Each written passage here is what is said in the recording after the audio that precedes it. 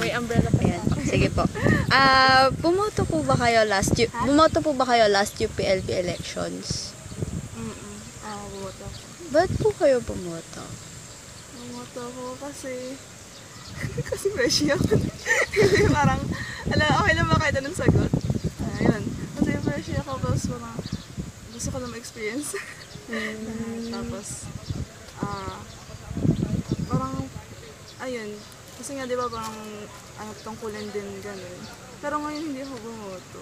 Ngayong year po, hindi po kayo bumoto. Ba't hindi po kayo bumoto? Wala, feel ko kasi parang hindi na, kasi di ko, parang feel ko kasi mas madali lang naman dayain yung gusto. Wala lang, hindi ko lang. So parang hindi na ako bumoto kasi, basta parang may din kasi yung paniniwala sa mga election kahit sa national. Parang before pa botohan, parang may nakalista ng mga mananalo. So parang ba't ka pa po?